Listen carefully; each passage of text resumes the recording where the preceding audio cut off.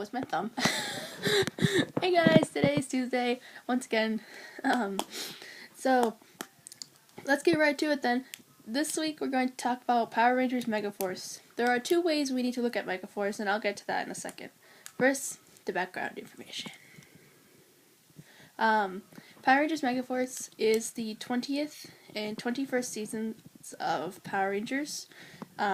It's actually very unique in the sense that it was not adapted from one Sentai, like most of the seasons are.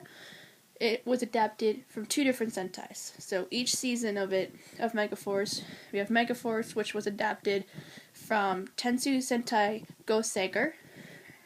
And then you had Super Megaforce, the second season of it, that was adapted from Tensu Sentai Go Kaiger.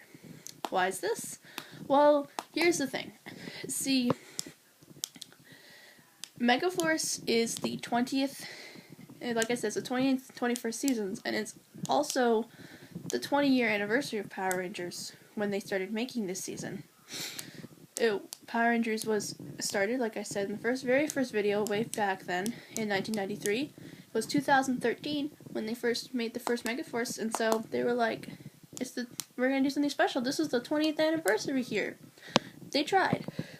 We'll talk about how successful they may or may not have been with creating the anniversary season. Megaforce has definitely got some good things about it. Some things that I think they should have done better. First, let's talk about the writing in Megaforce. If you remember from the last video, I talked about how I did not like the writing in Power Rangers Samurai a lot. The writing in Power Rangers Megaforce, while I'm sure a lot of it was really close to its Sentai, haven't seen Go Kaiger yet, or Go Seiger, so I cannot say for sure. The writing wasn't that bad. It was better. The acting was pretty okay most of the time. I gotta say though, I was kind of disappointed in a sense, because this was the 20th season. Like, for the 10th anniversary, they did Forever Red, which was amazing. And maybe I'll actually make a video about Forever Red, because Forever Red is beautiful. And then you had all these other little anniversary things that happened throughout the show, like the anniversary for the 500th episode and the anniversary for the 15th season. For the 15th season / 15th year. And then you had, this is my pen, and then you have Megaforce, which is supposed to be spectacular, because 20 years, a kids' TV show with the kind of violence that Power Rangers has on it, running for 20 years, this show was literally supposed to be canceled 3 times, and almost was, but it's still here, it's still going. Like, that is an amazing thing to do. And it's really spectacular when you think about it. So I would have wanted something spectacular to celebrate. Was Megaforce terrible? No, I don't think so. A lot of people do. But I don't think it was terrible. Could it have been better? Yeah, it could have been. I think it would have been better if they hadn't played up the anniversary part of it so much in the second season. I think if they had done some more anniversary type things in the first season of Megaforce, in the year that was actually the 20th anniversary year, in 2013 instead of 2014 when the second season premiered, I think it would have been better. Because yeah, it was great in Super Megaforce to see all of the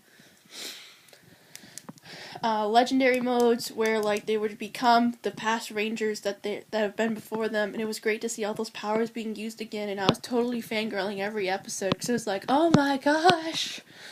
But, and that was really the show's saving grace, though. Like, if you just watch the first season of Megaforce, you don't even know that it's the anniversary season. You don't even know it's the 20th year. They did nothing in the first season to really make you say, this is the 20th year of Power Rangers. They didn't do that. Disney literally did more in a single episode than Saban managed to handle in a single season. And that's sad. Let me tell you about that. Disney had 2 anniversary episodes when they were in charge of Power Rangers. The first one was the 500th episode, Back in Black, which Tommy became the Black Ranger in Power Rangers Dino Charge. That, they literally summed up all of Power Rangers in one episode up to that point. You're talking 11 years, and they summed it all up to one season, one episode. They did 11 years in one episode. You can do 20 years in a season. I swear. You can. It's possible. You had 20 episodes to do it. You could have done one. I mean, you could have talked about the previous seasons at least. The second one is Once a Ranger. It's like 2 or 3 parts. It was during Power Rangers Operation Overdrive. I'm fairly certain this was the 15th anniversary. I don't know for sure, but I have a gut instinct telling me it was. Forever Once a Ranger was pretty good. It could have been better, but it was pretty good because you had past Rangers come back to help out. And yeah, that did happen at the end of Megaforce with their legendary war and all that. But still, it was amazing. And like I said, Disney did more. Disney even handled Forever Red in Wild Force, the 10-year anniversary. Disney has literally done all the anniversaries. This is the only chance Saban had at an anniversary thing. And he didn't make it spectacular. It should have been spectacular. You know, it's just, like, it needed a little more, in my opinion. Because, like I said, 20 years, especially for this show, this franchise, that's a long time. You know? I mean, their original Rangers would be in their 30s now. You know, they would probably even have kids of their own. I mean, it's a big deal. A lot of their actors grew up watching Power Rangers. At this point, I mean, it's a big deal. It's more than just a show at this point. This is like a lifestyle for these people. They grew up watching this show, and then they're actors, and they grew up watching Power Rangers. The casting call comes out. They need, you know, and they get the scripts, and they're like, oh my gosh, I grew up watching this show, and now I'm going to be one of them. Like, they needed to celebrate that, because that's a big deal. And I just wish if they had brought back a couple of older Rangers or something. I know there are reasons why they couldn't do the Mighty Morphin Rangers crossover with the Megaforce Rangers like they wanted to. I know they wanted to. But when Plan A doesn't work, you go to Plan B. I would have at least liked Megaforce and Samurai to have a crossover, as is the tradition to have a crossover with your previous season. So, that's pretty much Power Rangers Megaforce, I guess. I didn't really explain the premise of the show, but it's actually really straightforward. It's not really as interesting as Samurai was, you know, it's just a bunch of high school kids fighting aliens. That's all it really is. I give, overall as a season, Megaforce was really good, so I do give it a 3.5, 4-ish out of 5. By the way, I made a mistake. In the last video, I meant to give Samurai a 2.5 out of 5, not 3.5, so it's actually lower than you thought it was. As an anniversary season, though, I would give it a 2.5 out of 5 stars, because yes, they did do something, and it was great, but they should have done more. If you just watch the first season, you can't even tell it's a 20-year anniversary. So, I don't know, 20-year anniversary seems like a big point for me. Maybe it wasn't to the writers, but it was to me, and it was to a lot of other fans too, and kind of disappointed. Overall, though, Megaforce wasn't terrible.